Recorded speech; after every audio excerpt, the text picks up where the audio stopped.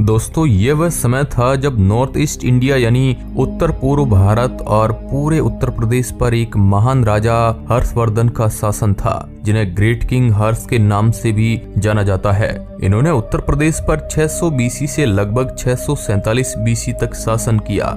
इस दौरान उत्तर प्रदेश का आकार इतना बड़ा हुआ करता था कि उसके अंदर आज का बिहार, मध्य प्रदेश, उत्तराखंड, राजस्थान और पंजाब के इलाके शामिल थे। उस समय उत्तर प्रदेश की राजधानी कन्याकुब्ज हुआ करती थी, जिसे आज कन्नौज के नाम से जाना जाता है, जो पुराने उत्तर प्रदेश और पूरे भारत की सबसे आधुनिक राजधानी में से एक थी, जिसका जिक्र रामायण और महाभारत जैसे ग्रंथों में भी दिखाई देता है। 647 बीसी में ग्रेट किंग हर्ष की मृत्यु के बाद उत्तर प्रदेश और भारत में और भी कई महान सम्राटों ने राज किया, जिनमें से एक थे महान मौर्य सम्राट चंद्रगुप्त, जिन्होंने आज से करीब 2300 साल पहले यानी 300 बीसी में पूरे नॉर्थ इंडिया और उत्तर प्रदेश पर अपने शासन की स्थापना की थी, जिनके समय उत्तर प्रदेश में काफी तरक्की देखने को मिली। इस दौरान उत्तर प्रदेश पूरे भारत में अपनी कला और संस्कृति के लिए काफी ज्यादा फेमस था। दूर दूर से लोग उत्तर प्रदेश में सामान बेचने और खरीदने के लिए आया करते थे। जिसके बाद उत्तर प्रदेश में एक और महान सम्राट आए, जिनका नाम था सम्राट अशोक। ये वही सम्राट है जिनके द्वारा बनवाए गए अशोक स्तंभ की फोटो आज भी हमारे भारत के नोटों पर छापी जाती है। अशोक सम्राट का जन्म 304 बीसी में एंशिएंट उत्तर प्रदेश के पाटलिपुत्र में हुआ था, जो आज पटना के नाम से जाना जाता है और अब बिहार राज्य का हिस्सा है। अशोक सम्राट को पूरे भारत और पूरी दुनिया का सबसे महान और ताकतवर राजा माना जाता है। इन्होंने 268 बीसी से लगभग 232 बीसी तक पूरे उत्तर प्रदेश और यहाँ तक कि पूरे भारत महाद्वीप पर शासन किया। इन्होंने उत्तर प्रदेश और पूरे भारत के इतिहास में कई नए पहलुओं को जोड़ा। इनके समय में भी कला और संस्कृति पर काफी ज्यादा जोर दिया गया और विज्ञान में भी काफी तरक्की की गई। लेकिन 12वीं शताब्दी आने तक भारत में मुस्लिम शासकों का प्रभाव बढ़ने लगा और वे अपनी बड़ी सेना के बल पर भारतीय राजाओं को हराकर अपनी हुकूमत कायम करने लगे। इस दौरान मोहम्मद गौरी नाम के एक मुस्लिम शासक ने उत्तर प्रदेश पर हमला किया और उस समय उत्तर प्रदेश पर राज करने वाले गढ़वाल शासक को हराकर उत्तर प्रदेश पर मुस्लिम शासन की शुरुआत की। और इसी तरह करीब 600 सालों तक उत्तर प्रदेश और इंडिया के बड़े हिस्से पर मुस्लिम शासकों ने राज किया, जिनमें से कुछ काफी महान शासक रहे, जिन्होंने उत्तर प्रदेश और भारत की तरक्की में काफी योगदान दिया। पर कई शासक ऐसे भी थे जिन्होंने उत्तर प्रदेश और भारत की जनता पर काफी जुल्म ढाए। 1526 वह समय था जब पूरे भारत में मुस्लिम शासकों की ताकत बढ़ती जा रही थी। इस दौरान बाबर ने दिल्ली के सुल्तान इब्राहिम लोदी को हराकर दिल्ली की सत्ता अपने अधीन कर ली थी। इसी दौरान लगभग 1556 में पूरे उत्तर प्रदेश पर अकबर की हुकूमत थी, जिसने करीब 1605 तक पूरे उत्तर प्रदेश पर शासन किया। इस समय मुगल साम्राज्य काफी तेजी से बढ़ता जा रहा था और लगभग पूरे नॉर्थ इंडिया पर इस दौरान मुगल शासकों का राज था। इस दौरान उत्तर प्रदेश के शहर फतेहपुर सीकरी को मुगल साम्राज्य की राजधानी बनाया गया था और इसी तरह अकबर के कई वंशजों ने लंबे समय तक उत्तर प्रदेश और नॉर्थ इंडिया पर शासन किया। इसी दौरान अकबर के पोते शाहजहां ने अपने मुगल शासन के दौरान अपनी पत्नी मुमताज की याद में 1631 में उत्तर प्रदेश के आगरा में ताजमहल का निर्माण करवाया, जो आज उत्तर प्रदेश की शान है और भारत सहित दुनिया भर की सबसे खूबसूरत इमारतों में से एक माना जाता है।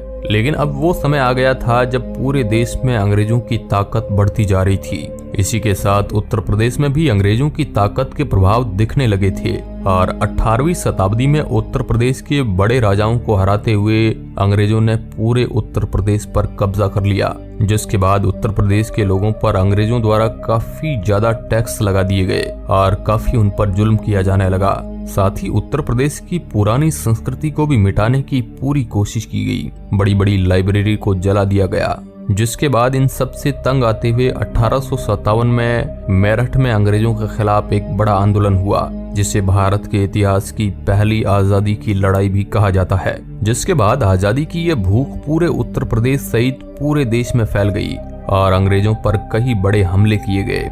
19वीं शताब्दी से पहले तक उत्तर प्रदेश का नाम उत्तर पश्चिमी प्रांत था, जिसे बाद में अंग्रेजों ने बदलकर 1902 में United province of Agra and Awadh कर दिया गया। 1922 में महात्मा गांधी के असहयोग आंदोलन की शुरुआत उत्तर प्रदेश के गोरखपुर से ही हुई थी। पर इस आंदोलन के खिलाफ अंग्रेजों द्वारा आंदोलनकारियों पर गोलियां चला दी गई, जिसमें 19 लोगों की मौत हुई और 14 लोगों को अंग्रेजों द्वारा उम्र कैद सुना दी गई, जिसके गुस्से में लोगों ने कई पुलिस स्टेशन को जला दिया। इस पूरी घटना को चोरा चोरी कांड के नाम से जाना जाता है। 1937 में उत्तर प्रदेश के नाम को दोबारा से बदला गया और United province of Agra and Awadh से बदलकर संयुक्त प्रांत यानी यूनाइटेड प्रोविंस रख दिया गया।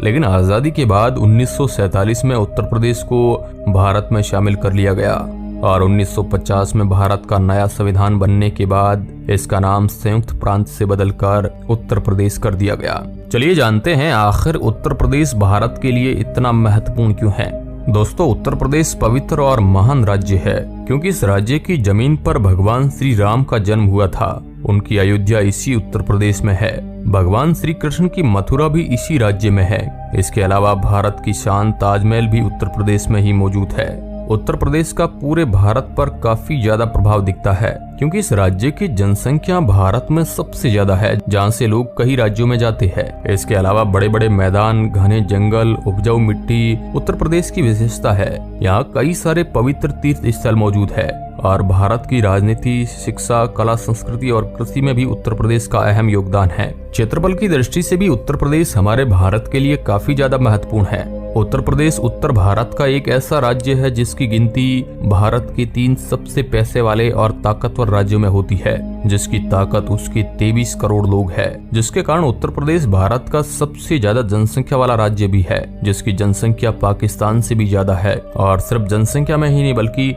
क्षेत्रफल के नजरिए से भी उत्तर प्रदेश भारत का चौथा सबसे बड़ा राज्य है, जिसका क्षेत्रफल 2,43,206 किलोमीटर स्क्वायर है। आप यूं कह सकते हैं कि क्षेत्रफल पुर्तगाल से भी 3 गुना बड़ा है और आयरलैंड से 4 गुना बड़ा है। वहीं बात करें तो स्विट्जरलैंड के 7 गुना और बेल्जियम से 10 गुना और इंग्लैंड से भी बड़ा है। इसके अलावा उत्तर प्रदेश का भारत की आजादी में भी अहम योगदान रहा है और कई बड़े नेता और स्वतंत्रता सेनानियों का जन्म उत्तर प्रदेश में ही हुआ है, जिनमें मोतीलाल नेहरू, पंडित मदन मोहन मालवीय, मोतीलाल के बेटे जवाहरलाल नेहरू और पुरुषोत्तम दास टंडन जैसे राष्ट्रीय नेता उत्तर प्रदेश से थे। इसके अलावा जो बौद्ध धर्म आज पूरी दुनिया में फैला हुआ है, उसका विकास भी उत्तर प्रदेश से ही हुआ था। आज से 2500 साल पहले उत्तर प्रदेश से ही बौद्ध धर्म की शुरुआत हुई, जिसके बाद वह पूरे भारत और पूरी दुनिया में फैला। इसके अलावा गौतम बुद्ध ने उत्तर प्रदेश के शहर कुशीनगर में 683 BC में समाधि ली थी। भारत में उत्तर प्रदेश के योगदान को हम भूल नहीं सकते हैं। आशा करता हूं